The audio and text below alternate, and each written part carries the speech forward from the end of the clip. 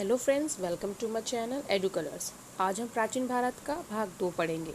पर उससे पहले अगर आपको मेरा वीडियो पसंद आए तो इस वीडियो को लाइक, शेयर और सब्सक्राइब ज़रूर करें। साथ में लगे बेल आइकन को भी प्रेस कर दें, जिससे आपको मेरे नेक्स्ट वीडियो का नोटिफिकेशन फ़ौरन ही मिल जाए। चलिए स्टार्ट करते हैं वीडियो। तो पहला क्वेश्चन है, निम्न में से कौन से वाकाटक शासक ने अग्निष्टोम, अपर्त्यम, उक्तय, शोधसिन, अतिरात्र, वाजपेयी, सदस्कर और 4 अश्वमेध यज्ञ कराए थे? ठीक है, तो इसके मैंने ऑप्शन दिए हैं। पहला ऑप्शन है रुद्रसेन प्रथम, प्रवरसेन प्रथम, पृथ्वीसेन प्रथम और नरेंद्रसेन प्रथम। तो उसका सही आंसर है प्रवरसेन प्रथम।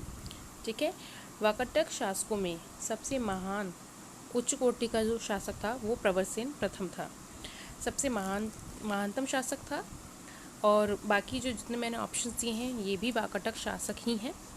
वाकाटक शासक का संस्थापक विंध्य शक्ति था। ठीक है, तो इसका क्वेश्चन का पहला आंसर जो है प्रवरसेन प्रथम।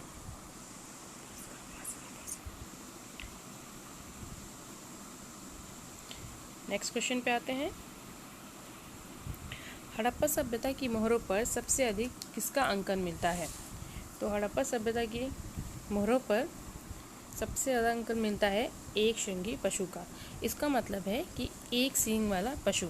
ठीक है, बाकी जो और ऑप्शंस मैंने दिए हैं जैसे स्वास्तिक चिन्ह, ये होता है स्वास्तिक चिन्ह। ठीक है, ये हड़प्पा सभ्यता की देन है और इसका एक मीनिंग है, उसमें सूर्य उपासना का प्रतीक है ये हड़प्पा सभ्यता में। हाथी, मोहनजोदाड़ो से एक कमे सील पर बहुत सारे जानवर बने हुए ऐसे उकेरे हुए मिले हैं, जिसमें हाथी है, बैल है, चीता है, हिरन है। गाय के हमें प्रमाण यहाँ नहीं मिले हैं कि गाय जानवर जो है वो इस समय हड़प्पा सभ्यता में मौजूद था, ऐसे कोई भी प्रमाण हमें नहीं मिले हैं।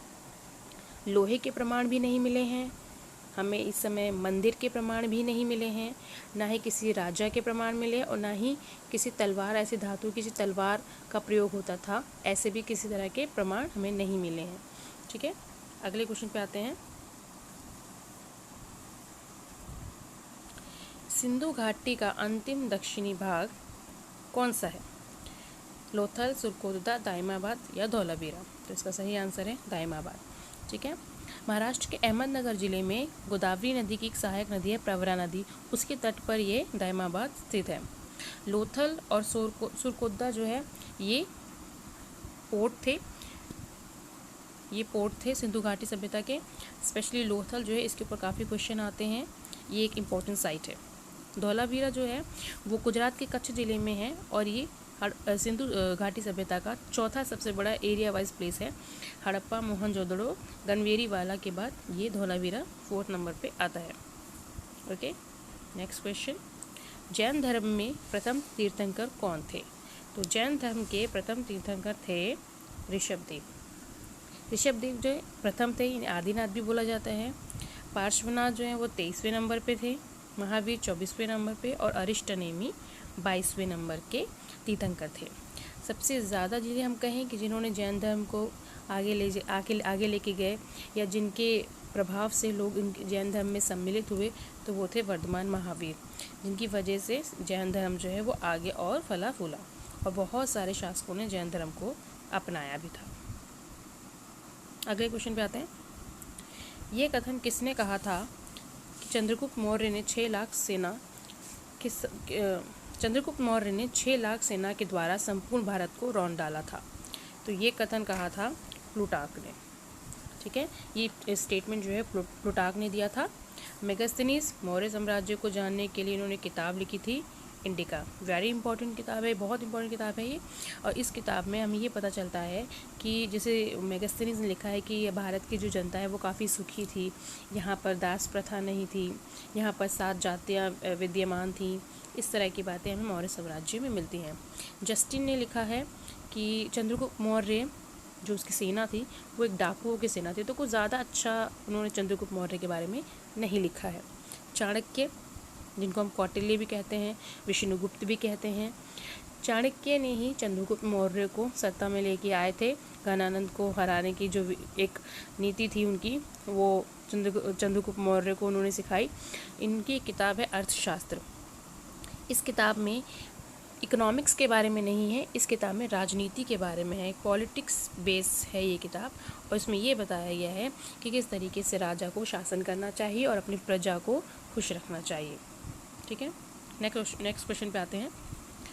नागानंद, प्रियदर्शिका, रत्नावली, यह रचनाएं किसके द्वारा लिखी गई हैं? तो इसका सही आंसर है हर्षवर्धन। हर्षवर्धन वर्धन वंश के एक महान शासक थे।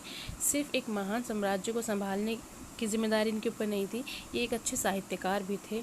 नागानंद, प्रियदर्शिका, रत्नावली, इन्होंने बहुत अच्छी रचनाएं भी लिखी हैं। इसके अलावा भारवी ने एक किताब लिखी है किरातार्जुनीयम। ठीक है, आर्यभट्ट ने लिखी है। आर्यभट्ट गुप्ता वंश के एक एस्ट्रोनॉमी पे बेस्ड किताबें इन्होंने लिखी हैं, जैसे ब्रह्म सिद्धांत, सूर्य सिद्धांत इत्यादि। बाणभट्ट ये इन्होंने हर्षचरित लिखी है और ये हर्षवर्धन के काल में एक विद्वान थे। इन्होंने हर्षवर्धन के ऊपर ही एक किताब लिखी है, हर्षचरित। नेक्स्ट क्वेश्चन, कला और साहित्य की दृष्टि से किस काल को क्लासिकी युग या स्वर्ण युग कहा गया है? तो इसका सही उत्तर है गुप्त काल। ठीक है, गुप्त काल। अब गुप्त काल को क्लासिकी युग या गोल्डन पीरियड क्यों कहा गया है? क्योंकि इस काल में बहुत सारी इमारतों का निर्माण हुआ था, जैसे कि तिगवा का विष्णु मंदिर, भीतरगांव का ईंटों का मंदिर, नालंदा बौद्ध विहार और अजंता बाग की गुफाएं।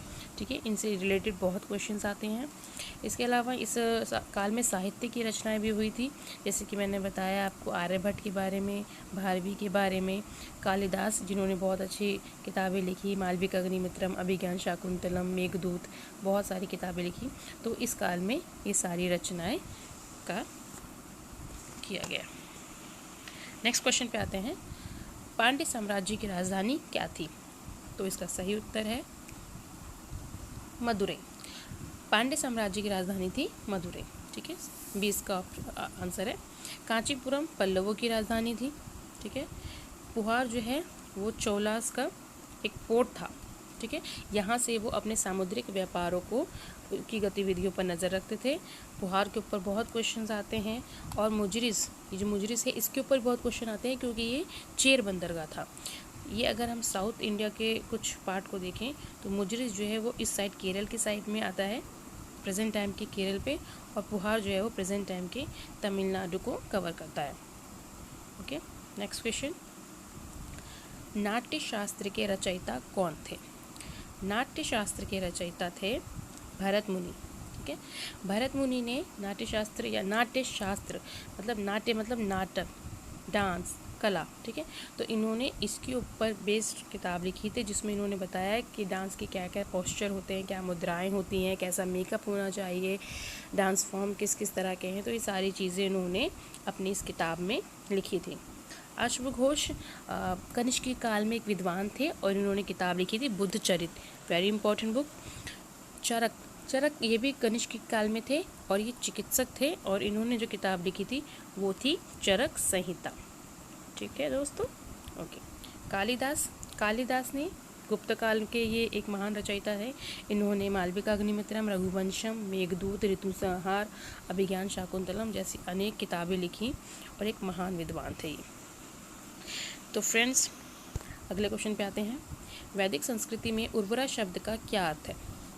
ठीक है, तो इसका उत्तर है जुते हुए खेत। ठीक है, जुते हुए खेत। हल, वैदिक संस्कृति में हल को लांगल बोला जाता था, लांगल।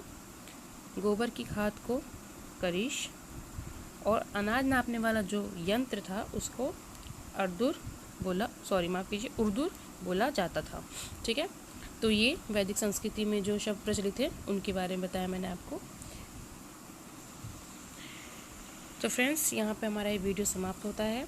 अगर आपको मेरा वीडियो अच्छा लगा हो, पसंद आया हो, तो इस वीडियो को लाइक कीजिए, शेयर कीजिए, सब्सक्राइब कीजिए, साथ में लगे बेल आइकन को भी प्रेस कर दीजिए, जिससे आपको मेरे नेक्स्ट वीडियो का नोटिफिकेशन फ़ौरन मिल जाए। और फ्रेंड्स, आज और कल में जो मेरे नए सब्सक्राइबर बने हैं, मैं उनका तहे दिल से शुक्रिया अदा करती हूँ। ऐसे ही मेरे वीडियो को लाइक करते जाइए। Thank you so much.